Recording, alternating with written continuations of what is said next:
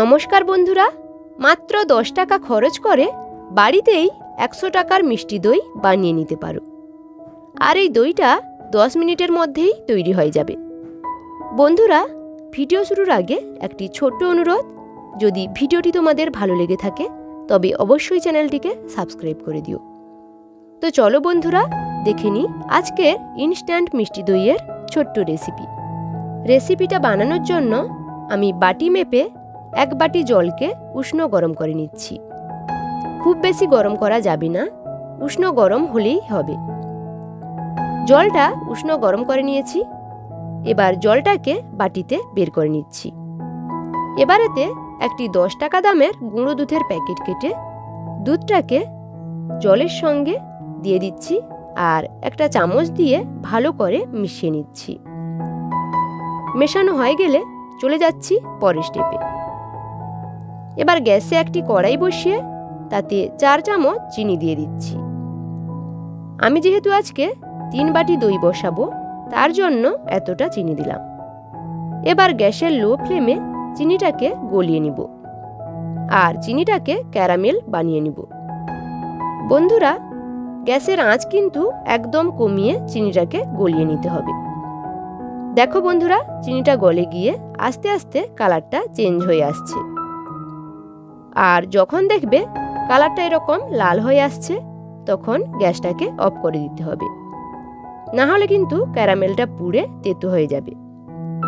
এবার গ্যাসটা অফ করে আমি আরও 1 বাটি জল দিয়ে দিলাম আর চামচ দিয়ে এভাবে নাড়তে নাড়তে দেখবে চিনিটা যে কড়াইতে বসেছিল সেটা কিন্তু আস্তে আস্তে গলে যাচ্ছে।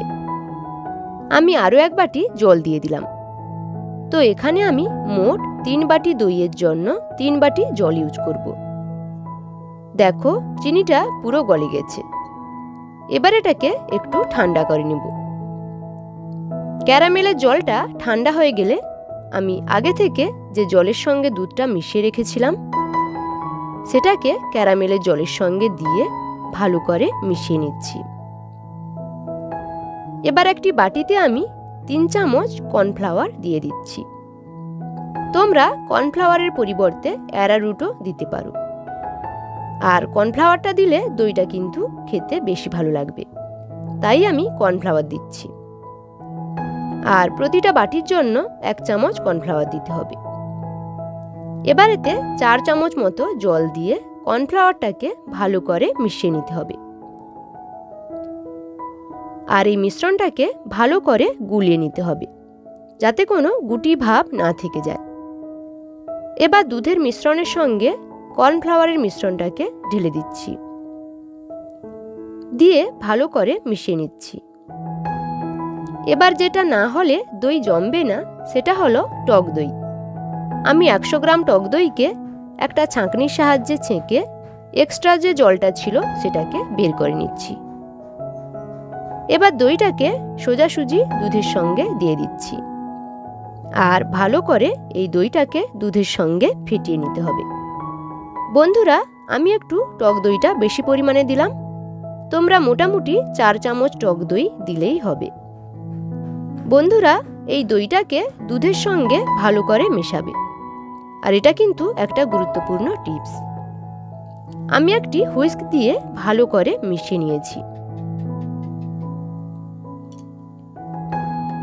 এবার আমি একই মাপের 3টে স্টিলের বাটি নিয়ে নিয়েছি আর প্রত্যেকটা বাটিতে আমি দুধটাকে সমপরিমাণ ঢেলে দিচ্ছি। আর বাটিটা ভর্তি হতে একটু বাকি রেখেছি, পুরো ভর্তি করবে না। আর আমার আরও একটু দুধ বেশি হয়েছে, তাই আমি আরও একটি বাটিতে দুধটাকে ঢেলে দিচ্ছি। এবার দইটাকে বসানোর জন্য গ্যাসে একটি চওড়া কড়াই বসিয়ে দিয়েছি। চওড়া কড়াই হলে কিন্তু একসঙ্গে অনেকগুলো বাটি বসানো যাবে। আর কড়াইতে আমি 1.5 বাটি মতো জল দিয়ে দিয়েছি। আর জলটা গরম হয়ে এলে আমি বাটিগুলোকে একে একে বসিয়ে দিচ্ছি। কড়াইতে একসঙ্গে 4টে বাটি বসানো যাবে না, তাই আমি 3টে বাটিকে বসিয়ে দিয়েছি আর আরও একটি বাটিকে আমি পরে বসিয়ে নিব। এবার একটি ঢাকনা দিয়ে দিচ্ছি আর ঢাকনার ছিদ্রটা এরকম আলগা রাখতে হবে। যাতে করে ভাপটা বেরিয়ে যায়।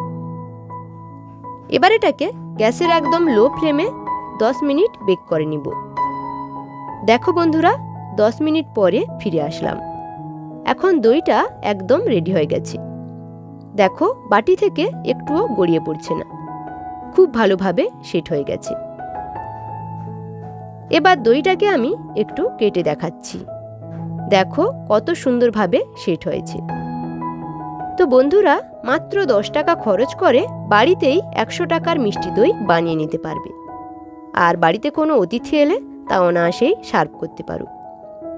আজকের রেসিপি কেমন লাগলো অবশ্যই কিন্তু কমেন্টে জানিও। দেখা হচ্ছে পরের ভিডিওতে। সবাই ভালো থেকো, সুস্থ থেকো। আজকের মতো ধন্যবাদ।